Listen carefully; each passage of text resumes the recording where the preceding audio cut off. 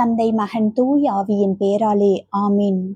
ஆண்டவரின் அருளும் சமாதானமும் உங்கள் அனைவருடனும் இருப்பதாக. இறைவா, இன்று உமது வார்த்தையை கேட்க எங்கள் இதயங்களையும் மனங்களையும் திறந்தருளும். உமது திருவுளத்தின்படி வாழும் ஞானத்தையும் அருளையும் எங்களுக்கு வழங்குவீராக. ஆமீன். வாருங்கள், இன்றைய இறை வார்த்தையை இறை பக்தியுடன் தியானிப்போம். முதல் வாசகம். எசேக்கியேல் இறைவாக்கினர் நூலிலிருந்து வாசகம். அதிகாரம் 28. இறை வார்த்தைகள் 1 முதல் 10 வரை.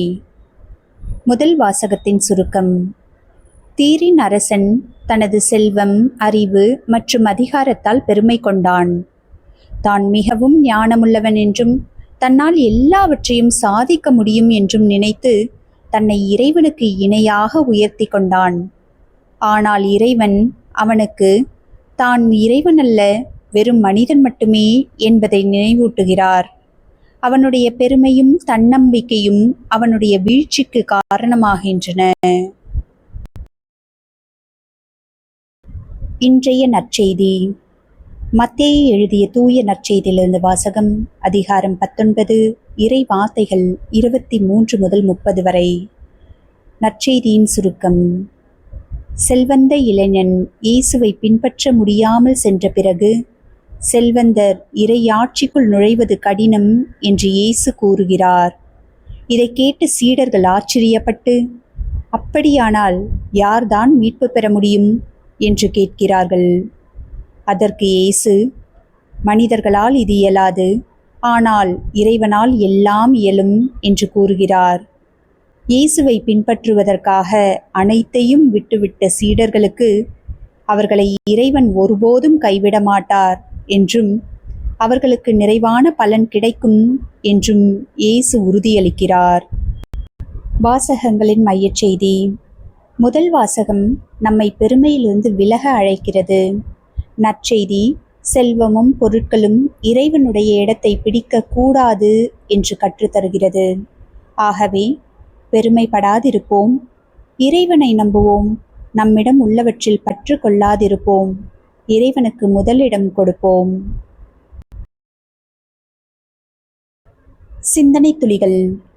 என் வெற்றி மற்றும் திறமைகள் என்னை பெருமைப்படுத்துகின்றனவா? என்னிடம் உள்ள அனைத்தும் இறைவனின் கொடை என்பதை உணர்கிறேனா? இறைவனை விட பணத்தையும் பொருட்களையும் அதிகமாக நம்புகிறேனா? என் உடைமைகளின் மீது அளவுக்கு அதிகமாக பற்று கொள்கிறேனா? வெற்றி கிடைக்கும்போது நான் தாழ்மையுடன் இருக்கிறேனா? இறைவனால் எல்லாம் இயலும் என்ற நம்பிக்கை எனக்கு இருக்கிறதா? சற்று சிந்திப்போம். நிறைவு ஜெபம். அன்பான இறைவா, நீர் எங்களுக்கு அளித்துள்ள ஒவ்வொரு ஆசீர்வாதத்திற்கும் நன்றி. எங்கள் திறமை, செல்வம், வெற்றி ஆகியவற்றை மட்டுமே நம்பாமல் உம்மை நம்பும் மனதை எங்களுக்கு தாரும். எங்களிடம் உள்ள அனைத்தும் உமது கொடை என்பதை எப்போதும் நினைவில் கொள்ள செய்யும். எங்கள் ஆசீர்வாதங்களை நல்ல முறையில் பயன்படுத்தவும், தேவையில் இருப்பவர்களுடன் பகிர்ந்து கொள்ளவும் எங்களுக்கு உதவும். பெருமையை விட்டு விலகி தாழ்மையான இதயத்துடன் உம்மை பின்பற்ற அருளும். இறைவனால் எல்லாம் இயலும் என்ற நம்பிக்கையை எங்கள் இதயத்தில் வளர்த்தருளும்.